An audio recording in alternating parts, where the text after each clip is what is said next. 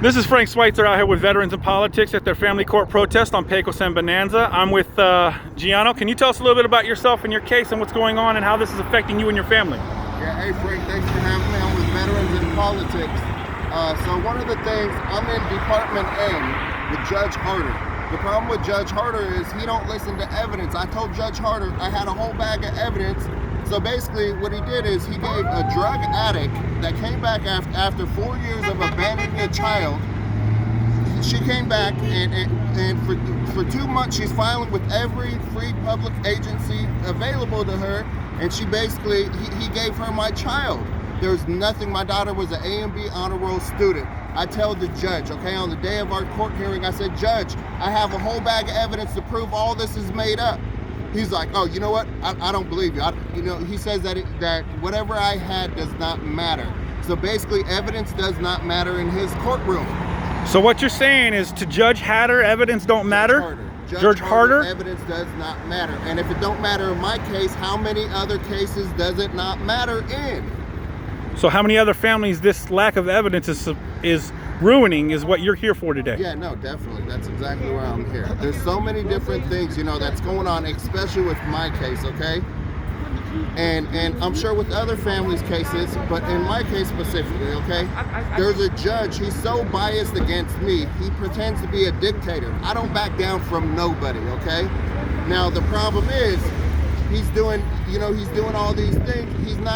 You're not allowed to show him evidence. Basically, if you go in there and you're on drugs and you're on heroin, he'll probably give you your child. We don't want that, okay? We want judges that give good parents their children, not biased judges that don't allow evidence to be shown. So all you're asking in your case is to have your evidence submitted, looked at, and then let the judge make the best decision with the evidence available? Yes, but... And the judge won't do this for you? No, they won't do it. But on top of that, okay? I'm not even allowed to have my judge recused. So basically, I've already submitted with the judicial discipline. I've submitted with the chief judge. No matter what he's did to me, she will not recuse him. The judicial discipline says it's okay. My daughter's mother went in there. She said, I make $2,000 a month. Okay, now remember, she didn't ask for no attorney. But since he was so against me, he says, hold on, ma'am, let me ask you, how much money do you make? Oh, I make $2,000 a month. Okay, I'm gonna find you indigent. Okay, fine. So now she's indigent. That means every single buddy that makes $2,000 or less now gets a free attorney. 1, in family court, and 2, in criminal court. The judicial discipline didn't recuse him because of that, and also the chief judge didn't recuse him because of that. So now... So he was litigating for a litigant behind the bench? Put it this way, it goes further, okay? Her attorney went in there, Christopher Tillman.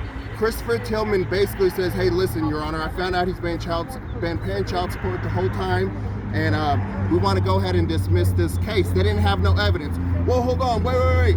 I'm sure there's something else you could come up with. That's what he told my daughter's attorney. So the judge told your daughter's mother's attorney that while he wanted to dismiss the case, the judge wanted him to find more on you? Yes, and there is nothing to find. You see, that's the problem. Remember, when my daughter was with me, she was an A and B honor roll student, the cleanest student in the whole damn Clark County system, okay?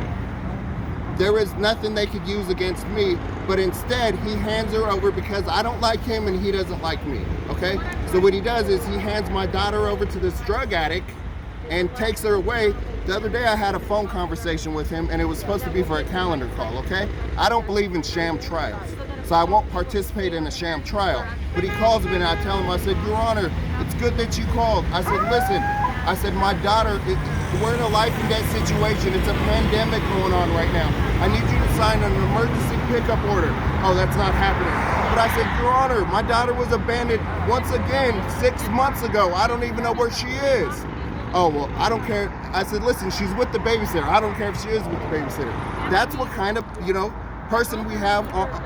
So you're saying that with all this evidence that you've proven and all these things that you've shown, the judge not only dictates from behind the bench as a bias against your case, he tells the attorney to find something on you. Exactly. That's exactly. Sounds a little bit like bias and corruption to me. Yeah, no, definitely. Thank you for your time, sir. Thank you.